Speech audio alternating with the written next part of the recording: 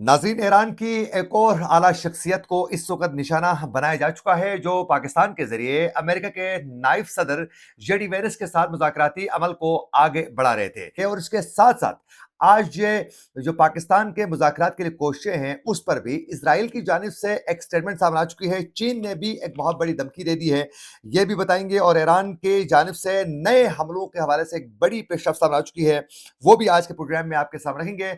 आज तारीख है 2 अप्रैल 2026 और मैं हूं आपका मेजबान आकिल हुसैन बाकरी। हमारे चैनल को जरूर सब्सक्राइब करें और बेल आइकन क्लिक करके नाज़रीन कमेंट सेक्शन में अपनी राय का इज़हार लाजमी करें, क्योंकि आप लोगों की जो फीडबैक है वो हमारे लिए बहुत ज्यादा अहम है। इस वक्त नाज़रीन पाकिस्तान और सऊदी अरब, तुर्की और मिस्र की जानिब से भी इस वक्त मुज़ाकराती अमल को आगे बढ़ाने के लिए बराह रास्त कोई मुज़ाकरात अमेरिका और ईरान के नहीं है।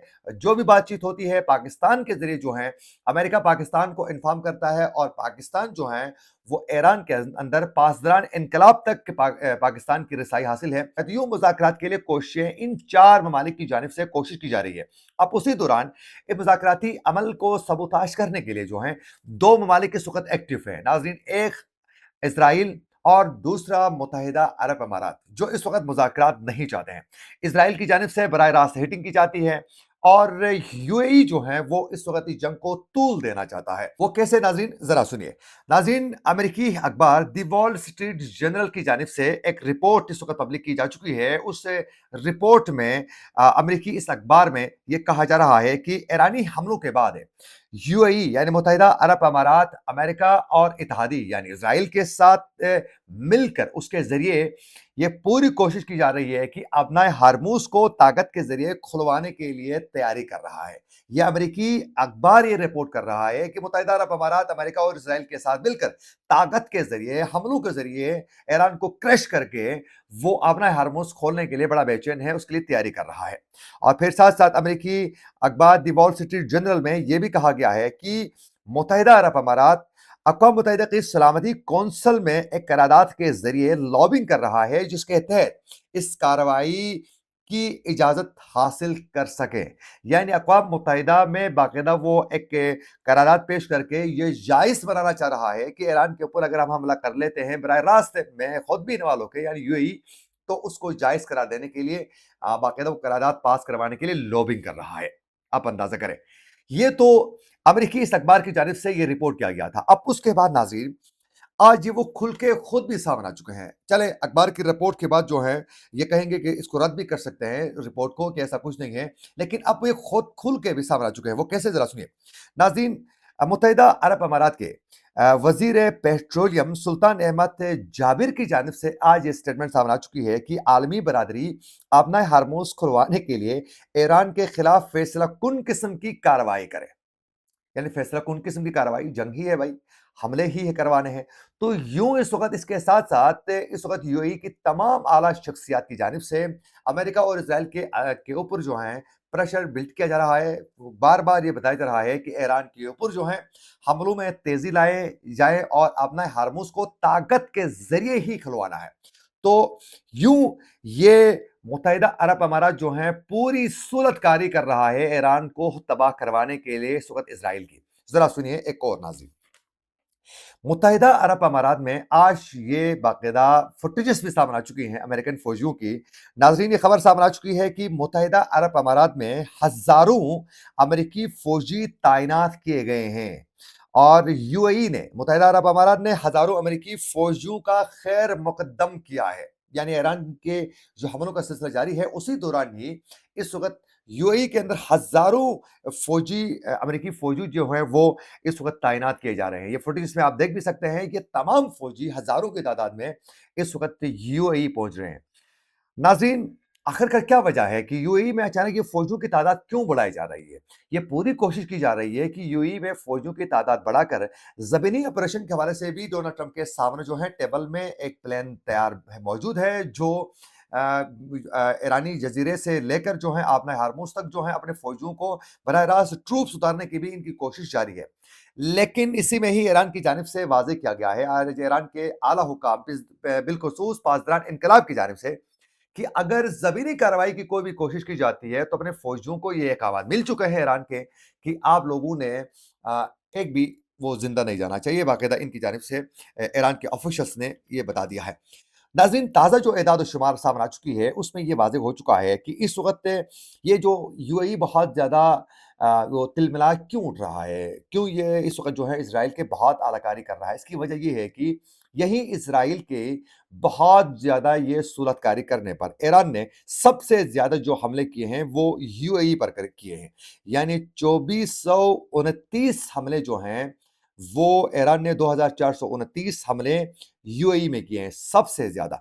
دوسرے نمبر پر اسرائیل پر 1365 حملے جو ہیں وہ کر چکا ہے۔ یہ ترک خبر رساں جو ایجنسی ہے انادولو، یہ ان کی جانب سے یہ رپورٹ کیا جا چکا ہے۔ اب اسی دوران ہی ناظرین میں نے آپ لوگوں کو بتایا کہ کیسے یو اے ای جو ہیں وہ اس وقت ایران کے اوپر حملے کروانے کے لیے مزید جو ہیں اس سے جو مذاکراتی عمل کو سبوتاژ کرنے کی جو کوشش کر رہا ہے وہ آپ لوگوں نے میرے خیال میں انڈرسٹینڈ کر لیا ہے۔ اب ذرا سنیے کہ دوسرا ملک اسرائیل وہ کیسے مذاکراتی عمل کو سبوتاژ کر رہا ہے۔ ناظرین، جو ہی مذاکراتی عمل آگے بڑھتا ہے، جنگ کسی طریقے سے تھمنے کا نام لینے کی کوشش کرتی ہے، تو اسی دوران ہی اسرائیل کی جانب سے اسی شخصیت کو نشانہ بنایا جاتا ہے جو مذاکرات کے لیے سافٹ کارنر رکھتا ہے، یعنی ہارڈ لائنر نہیں ہوتا ہے ایران کے اندر، ان شخصیات کو ہی نشانہ بنایا جاتا ہے اسرائیل کی جانب سے تاکہ یہ مذاکراتی عمل جو ہے وہ نہ روکیں۔ جیسے ناظرین آپ لوگوں کو معلوم ہے کہ علی لرجانی ایک اعلیٰ شخصیت تھی، ایک ایسی شخصیت تھی جو مذاکرات کے ذریعے، بات چیت کے ذریعے معاملات کو حل کرنا چاہتے تھے۔ یہ میں نہیں بلکہ خود امریکن کئی اس وقت جو ہیں میں جو خبر رساں ادارے ہیں ان کی جانب سے، عالمی خبر رساں اداروں کی جانب سے یہ کہا گیا ہے کہ علی لرجانی ایک بہت بڑی شخصیت تھی جو مذاکرات کے ذریعے معاملات حل کرنا چاہ رہے تھے، اسی کو نشانہ بنایا گیا۔